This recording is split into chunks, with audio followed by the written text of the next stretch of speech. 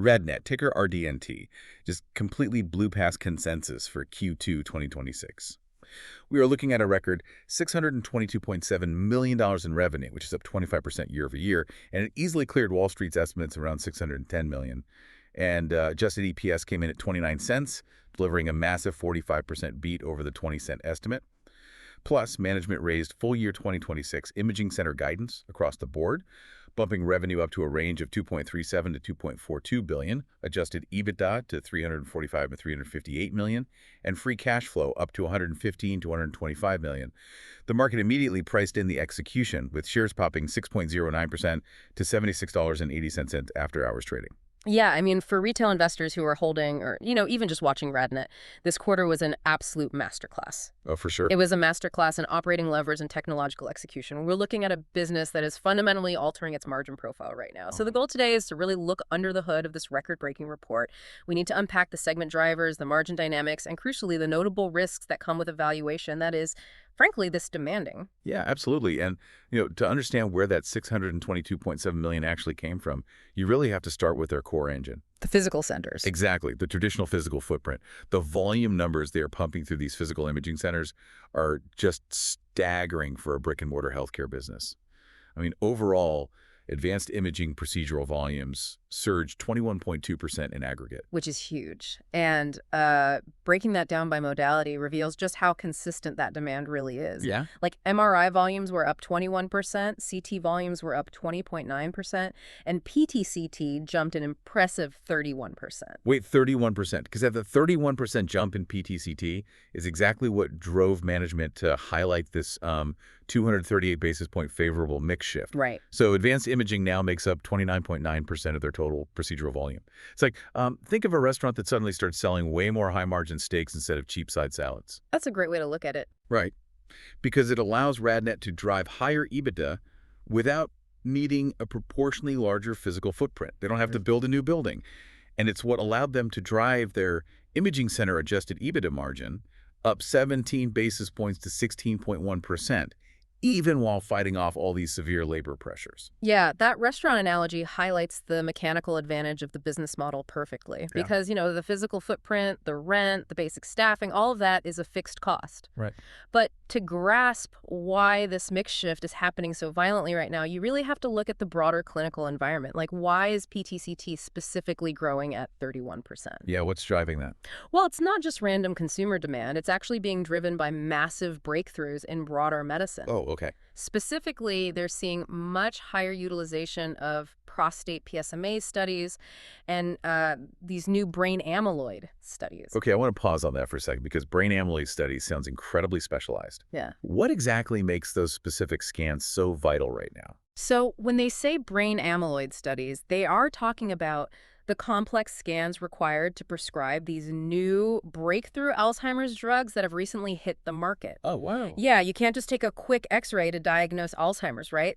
You need a highly specialized, time-intensive PET scan to literally physically see the amyloid plaque buildup in the brain. The insurance company will not approve the drug without it. Right, that makes total sense. And RadNet saw this wave of neurologic and urologic drug approvals coming. They invested heavily in faster scanners and the specific radioactive isotopes required to handle these complex scans. And that foresight is literally paying off right now. Okay, so they're squeezing way more margin out of the existing physical centers via this mix shift. But I mean, there has to be a hard ceiling to that strategy, right? Oh, absolutely. Eventually, a clinic just runs out of hours in the day. So how do they expand the physical footprint without drowning in the massive capital expenditures required by, $2 million PT scanners? Well, they do it through joint ventures. This is arguably the most important capital allocation strategy RadNet employs. 157 of their 442 centers, which is about 36% of their entire network, are now wrapped up in health system partnerships. That's a huge chunk. It really is. And in this quarter alone, they highlighted a brand new 5-center JV with Trinity Health St. Alphonsus in Boise, Idaho. Mechanically, though, how does that relationship actually work? Like, why would a giant hospital system like Trinity Health give up a piece of their highly profitable imaging pie to an outside operator like RadNet? Because running an outpatient imaging center is just an entirely different operational beast than running an acute care hospital. Oh, I see. Yeah, by partnering with Trinity, RadNet essentially protects its referral base. Hmm. The hospital's doctors are naturally going to refer their outpatient scans to the joint venture centers. So RadNet gets guaranteed, locked-in patient volume. Right. And what does the hospital get? The hospital gets RadNet's extreme operational efficiency. They get faster turnaround times, better patient scheduling software, and, most importantly, they split the bill for all that heavy machinery. Got it. It keeps RadNet's CapEx highly efficient while still letting them capture that high-margin, advanced imaging volume in entirely new geographic markets. Okay, so the physical centers are clearly generating massive amounts of free cash flow. But wait, hold on a second. RadNet is currently trading at a highly aggressive 30x EBITDA valuation multiple. Yep. You don't get a 30x multiple just by running a really efficient chain of MRI clinics and splitting the bill with hospitals. That premium implies Wall Street is looking at something else entirely, right? Exactly. The market is pricing in a technology transition. They are looking extremely closely at RadNet's SaaS-like digital health segment. Yeah, and the top-line numbers for that segment definitely mimic a high-growth tech company. Like, digital health revenue hit $32.4 million for the quarter, which is up 56.5% year over year. Massive growth. Yeah, driven by an explosive 136% growth in AI revenue specifically. And their annual recurring revenue, or ARR, practically doubled year over year, hitting $105.5 million. Management is even targeting $140 million in ARR by year end. Which is an incredible ramp. It is. But here is the massive disconnect that I need you to explain. Digital health adjusted EBITDA actually decreased year over year. Yes, it did. It dropped to $2.5 million from $3.4 million. So if software and AI are supposedly the holy grail of high-margin business, why are they making less money on this segment this year than they did last year? I know, it looks really alarming on the surface, but it comes down to the fundamental economics of a software-as-a-service business model. What you are seeing reflected in that margin compression is the classic SaaS land grab phase. A land grab phase. Yeah. When you have a software product that works, your primary goal is not immediate profitability. Your goal is market share. You want to install your software in as many hospital systems as possible before a competitor beats you to it. Right. So the margin dilution RadNet is reporting here is entirely deliberate. Okay, so they're willingly eating higher costs today just to lock in the subscription revenue for the next decade. Yes, exactly. I mean, they are heavily investing in commercial headcount right now. They're hiring specialized enterprise sales teams and, deploying implementation teams to get their software running smoothly in external hospitals. Yeah, that makes sense. And on top of that, you have the heavy integration costs of their recent acquisitions. Like, they just bought an AI firm called Gleamer for roughly $264 million. That's not cheap. No, it's not. And integrating Gleamer's tech stack into RadNet's proprietary systems, merging the product roadmaps, cross-training the clinical teams, that all costs millions up front. But at what point does that flip? Like, at what point do we stop giving them a pass on the integration costs and start demanding the massive software margins we were promised? Well, management addressed that directly on the call by pointing to their legacy digital health acquisitions. Companies like iCAD and C-Mode. Okay. Those older acquisitions have already crossed the chasm of initial integration costs, and they are already highly profitable. Gleamer was generating negative margins when they acquired it, but management expects it to follow the exact same trajectory as iCAD. So it's just a matter of time. Right. Once the code is merged and the sales teams are up to speed, the customer acquisition costs drop off a cliff, and the software margins expand dramatically. Which explains why management made such a point to highlight that 63% of their ARR base is now coming from external customers. Yes. Like, entirely outside of the RadNet physical footprint. That external ARR figure really proves this isn't just some internal science project. Definitely not. External hospitals and direct competitors are looking at RadNet's AI software, looking at the clinical results, and deciding to pay hard dollars to use it in their own clinics. It serves as the ultimate market validation. And, the digital health spending is solving a very real, very painful problem in the industry. Management devoted a massive portion of the earnings call to detailing exactly how these tools are targeting the single biggest bottleneck in the entire medical imaging sector, which is the severe chronic labor shortage of radiologists. Yeah, the management commentary on this call was intensely focused on what they are calling their AI auto draft catalyst. because they just secured a new FDA 510(k) clearance for their Deep Health Breast Ultrasound AI. Yeah. And the validation metrics they submitted to the FDA are staggering. They're citing greater than 98% accuracy in localizing lesions and 8% improvement in breast cancer detection sensitivity. And crucially, and I think this is the metric that fundamentally changes the bottom line, a 37% reduction in radiologist interpretation time. And we really need to contextualize how massive a 37% time saving is by looking at the actual workflow. Okay, break that down for us. Well, breast ultrasound is notorious in the industry for being highly operator dependent and incredibly tedious to document. Historically, a doctor sits in a dark room staring at a screen. They spot a shadow.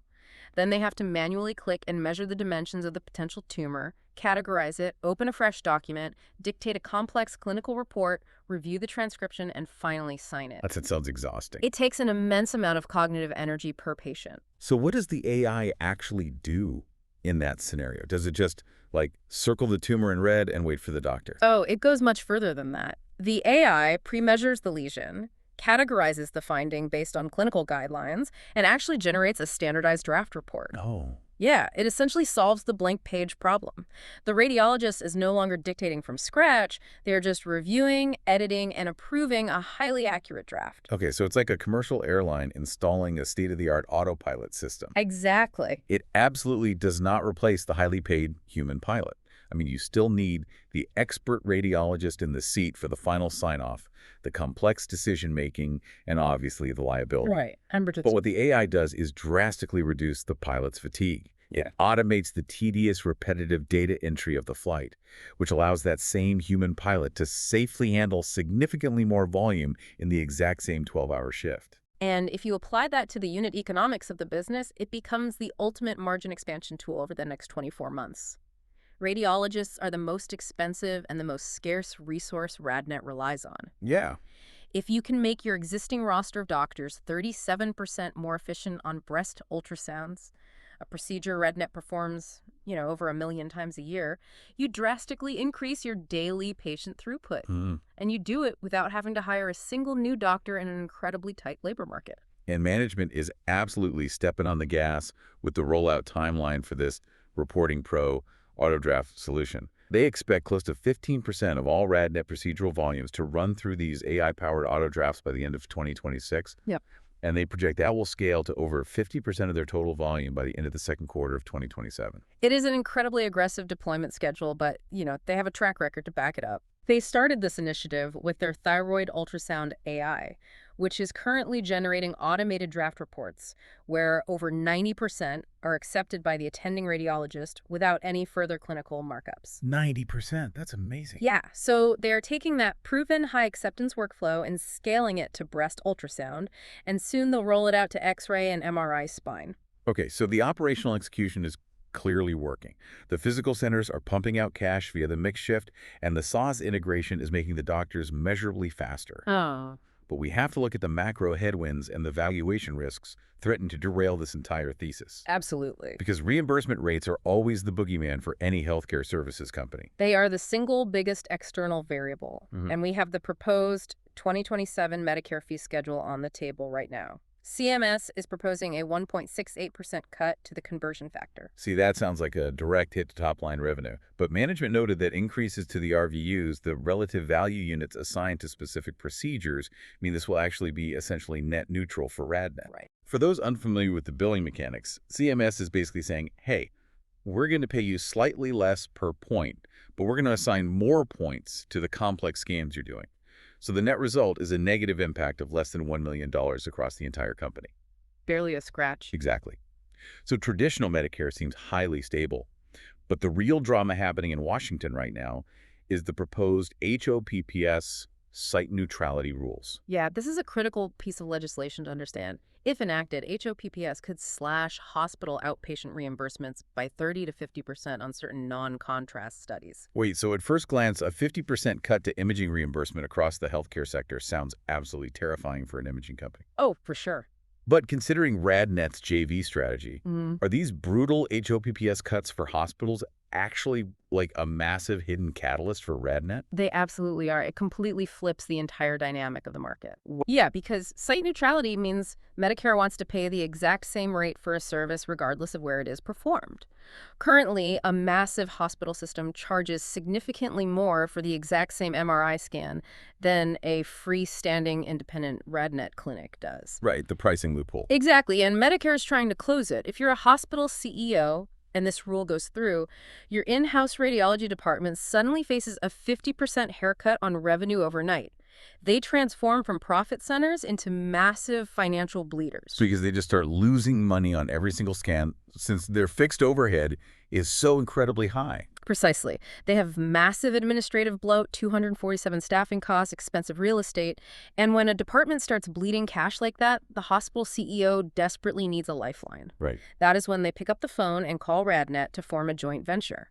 RadNet can step in, move that outpatient imaging volume out of the expensive hospital basement and into their lower-cost, highly efficient freestanding centers, and immediately stabilize the economics for the hospital. So a regulatory change that severely hurts hospital margins actually pours gasoline on RadNet's health system partnership pipeline. Exactly. Man, the macro environment seems to be playing right into their hands. But, the internal risks are still very real. Definitely. The labor market remains incredibly tight. They're dealing with persistent wage inflation for both front desk technologists and the specialized radiologists. And we cannot ignore the sheer scale of the integration risk they're taking on right now. Yeah, it's a lot to swallow at once. Right. They just bought 13 imaging centers in Florida alongside these massive AI software companies, integrating disparate IT systems, migrating billing departments, and aligning clinical staff cultures that is notoriously difficult. It can severely drag down margins for quarters on end if they fumble the execution. And all of that execution risk is amplified by the sheer gravity of their valuation. Right, the 30x multiple. Yeah, trading at a lofty 30x EBITDA multiple means the market is already pricing in perfection. There is zero margin of safety for execution missteps at this level. None. If the AI auto draft rollout gets delayed by the FDA, or if, the Gleam margins fail to expand next year as promised, that multiple will compress violently. The stock price will suffer simply because expectations were set way too high, regardless of how well the physical MRI centers are actually performing. So as you look at your portfolio watch list today, what is the ultimate takeaway here? Yeah. We've analyzed the massive mix shift driving the physical centers, the deliberate sauce land grab that's temporarily compressing digital margins, and the autopilot-like AI that is literally saving doctors 37% of their time per week. A lot of moving parts. A ton of moving parts. But I want to leave you with one final forward-looking question to ponder as this story develops over the next 12 months. Let's hear it. If RadNet successfully reaches its stated goal of running 50% of its massive imaging volume through AI autodrafts by next summer, and if 63% of its digital health revenue is already coming from external competitors paying a premium for their software, does RadNet eventually stop being valued by Wall Street as a traditional physical healthcare provider and start being valued purely as an AI healthcare software company? That is the big question. That multiple expansion is a narrative shift you really need to be watching. Make sure to follow the show for daily, tight, no-fluff earnings coverage.